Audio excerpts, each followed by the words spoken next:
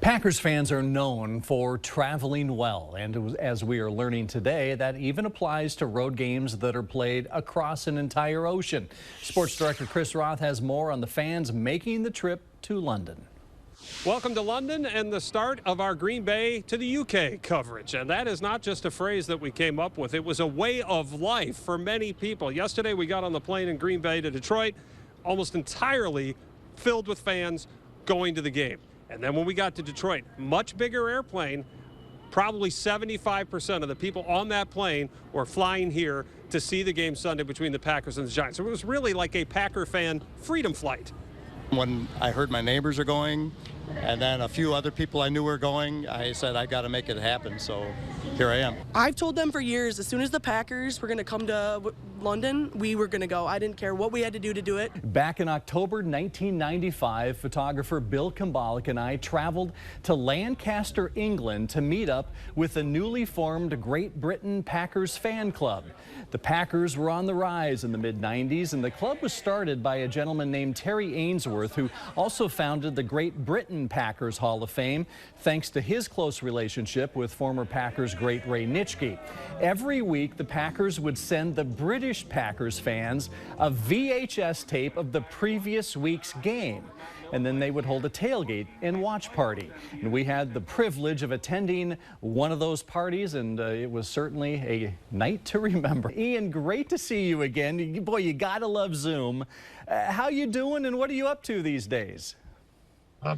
Hi, Jeff. Well, I'm still following the Packers, and as they say, this is my 40th season of following the NFL and Green Bay as my chosen team.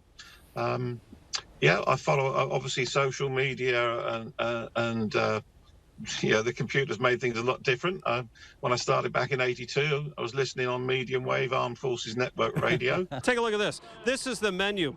The top two items here are never normally served at Belushi's. Flip it over on the food side. Also some comfort food for Packers fans. Hot dogs, corn dogs, and, oh yes, cheese curds. All in an effort to make all these fans feel right at home. Let's see how they did. Go, Pack, go!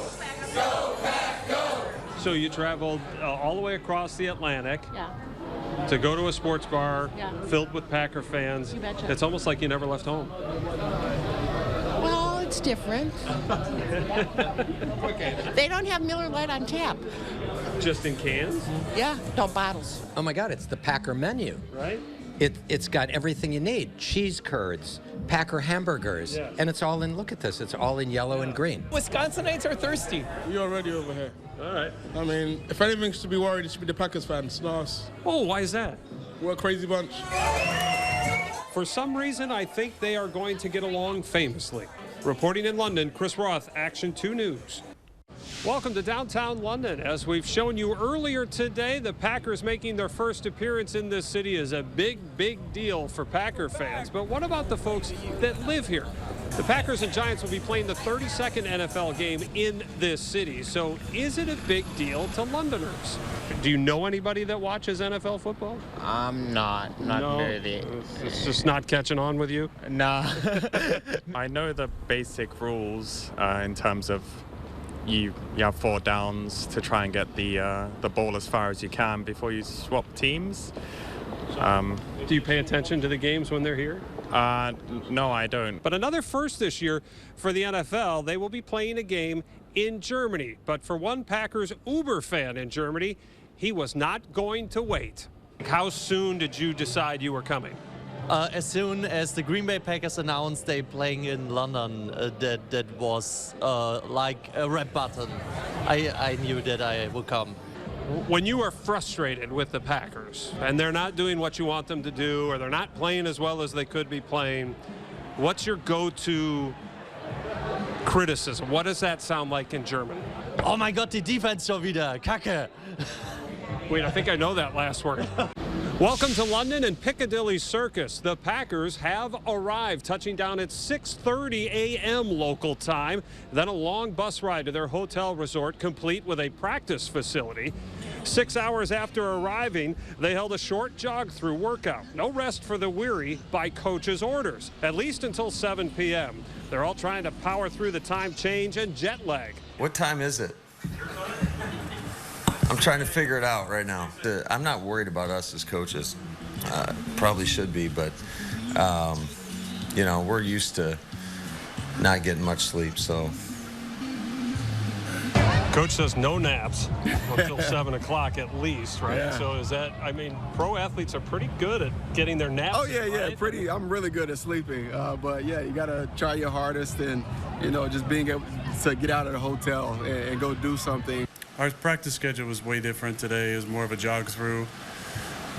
You know, with the amount of sleep that certain people got and maybe the lack of sleep other people, we just wanted to be careful with our leg. Sports director Chris Roth is in London talking with fans across the pond. Welcome to London the day before the Packers and the Giants meet, but the day of the Packers' big pep rally here in downtown. Now remember the sports bar we took you to on Thursday, Belushi's London Bridge. Much more crowded today. In fact, 1 hour before the event began, the line out the door, around the corner, up the block. As you can hear, it wasn't only Wisconsinites at the rally. The UK Irish Packers fan club is the largest outside of the States. President Stephen O'Brien brings a group of members to Green Bay every year for a game. This year, the game comes to them, which means there will be more of them.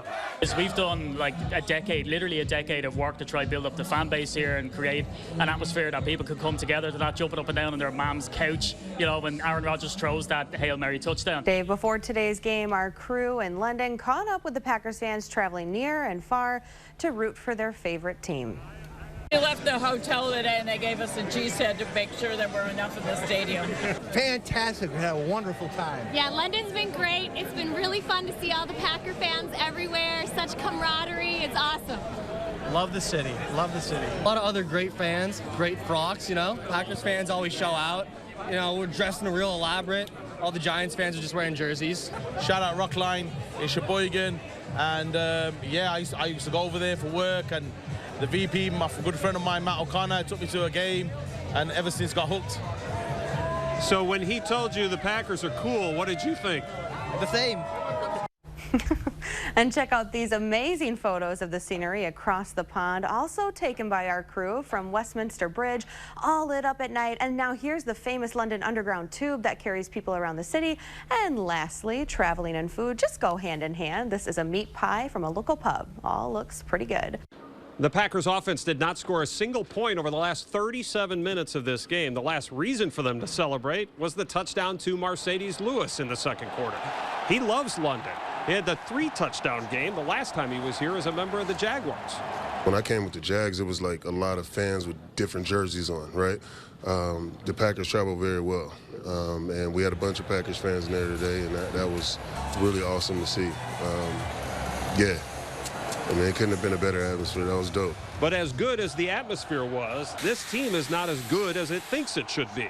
You know, for us, this is not indicative of who we are and who we're going to be coming the end of the year. Coming up tonight on Cover 2, no excuses from a disappointing defense, and we'll have a pinch hitter on the clock, all of us here at Tottenham. Reporting in London with the Packers, Chris Roth, Action 2 Sports. Sports Director Chris Roth reports from across the pond. Well, this was a fun experience coming to London for the Packers until the second half today. The Giants just dominated them. We are literally a very long way away from that Ray Nitschke practice field, and figuratively, we also seem a very long way away from the dominating defense we saw on that field. The Packers have performed well against some injury-depleted offenses this season, but not today. Watching the wide receiver-thin Giants score on 5 straight possessions was a head-scratcher. You look at the tape, you be honest, and you accept what comes with it. You know it's going to be a lot of scrutiny. We understand that. We just got to look at it and move on. Man, we gotta just go back to the drawing board. They made some good plays. You know, they got some plays on QB draws and all that kind of stuff. Gotta just get them down. We gotta just get them down and get them off the field on third down. The defense came into this game #1 in the league on third downs, but after starting out 0 for 2, the Giants finished 6 of 11 on third down. That's the first time in 7 games dating back to last season that the defense had allowed more than 4 in a game. Not surprised. Everything that they got, we gave them. It's all mistakes. They capitalized on our mistakes, so we just got to go back, watch film, and correct those. They had an opportunity to get first downs when we could have executed a lot better. I know they had a lot of QB scrambles in the second half, more than they had in the first half, and they capped off a lot of our mistakes. We just got to watch the film, get better. And there were defensive penalties that also hurt. 3 of them on Rasul Douglas. It's crazy. I just got to play through it. We knew coming in these refs were high in penalties, especially at DPI. So just had a bad game. I mean, stuff happens like that. We had a lot of penalties. It's a lot of little stuff. But this was a team loss. The Packers offense now has 1 or none score halves in every game this season. We scored no points in the second half. So obviously the plan that and the play calls that I gave weren't good enough.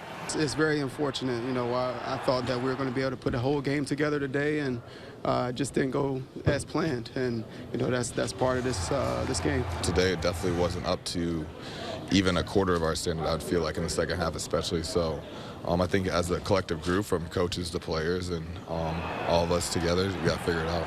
There's a standard that we've played at for a long time, and just because the faces change doesn't mean the standard changes. That's a hard concept, I think, to grasp at times, but we hold ourselves to a really high standard. I hold myself to a high standard, and we're just not quite there yet. Now it's home to face the Jets on Sunday at Lambeau Field. This marks the first time since that magical 2010 season that the Packers will face both New York teams in the same year. Of course, in 2010, they beat both New York teams. Coming up on Cover 2, we'll go on the clock with the pinch hitter as our coverage continues here from London. Well, welcome back to Tottenham Hotspur Stadium. Time now to go on the clock with our League of Extraordinary Gentlemen. Mark Daniels, WTAQ, WTAQ.com. Rob DeMasi, of course, ESPN.com. And pinch hitting today, Aaron Nagler, Cheesehead TV. So nice to have him back. He's been with us before on some specials. What would be nice for the Packers to have back, gentlemen, is that defense that we thought we saw in training camp and in August and in those practices against the Saints. They've had their moments this year against undermanned teams, but they didn't have many today against this undermanned team. What's going on here, Mark? I don't know if we just took everything at face value that these guys were telling us, Rob, in the preseason about this. You know, we're really going to be solid. They were going up against a Packer offense that, quite honestly, hasn't gone crazy either. I think we oversold these guys, and they are underperforming. That's the only way I can put it. Mark, that's exactly what I was going to say. Maybe it wasn't that the Packers' defense was so great. Their offense stunk, and it stinks now, right? I mean, that's what we're seeing. It's not great. And it's let not me just great, say this. no I didn't know doubt. we were supposed to wear company hats today. You know. I would have gotten Bristol to send me a hat. But don't you think, don't you think maybe it's just the fact that their offense just stunk then and stinks now? Well, the offense is finding its way. I think you've seen stretches. No, you have. Okay, Wes. You've seen stretches in halves. They just haven't had a complete game to save their life, as Aaron Rodgers alluded to at the podium. But to me, the defense, when we watched them in camp, they did look better, but a lot of that is install, right? You're looking at situational stuff. To me, this defense is so passive. It never, ever tries to dictate to the offense. Well, and remember last week, Matt LaFleur said maybe Joe needs to be more aggressive sometimes. And right? it just, you see little glimpses of it here and there, but you never see it for a full game. It was stunning to see the Giants score on 5 straight possessions today. That was No doubt. Especially as undermanned as they were. I don't really know how countries work in terms of their alliances, but I think cheeseheads really bring countries together. We're both owners. We are diehard fans, and we're so lucky to be in London. I just can't tell you, we're thrilled. And this place has gone all out to make all these Packer fans feel at home. Much more crowded today. In fact, 1 hour before the event began, the line out the door, around the corner, up the block. I think he's going to take over London. I think the whole stadium's going to be green and gold, and go Pack go. Yeah, London's been great. It's been really fun to see all the Packer fans everywhere. Such camaraderie. It's awesome. Love the city. Love the city. But we did find fans not just from Green Bay, not just from Wisconsin, not just from the United States. It's been crazy. Honestly, I think I said go Pack go to so many people. It's insane. I think it's a very great experience to be here in London for the first ever London game for the Packers. Win or lose. We've done like literally a decade of work to try to build up the fan base here and create an atmosphere that people could come together. They're not jumping up and down on their mom's couch. So yeah, we've already seen the uptake. It's brilliant. Go Pack, go! Go Pack, go! Reporting in London, Chris Roth, Action 2 News.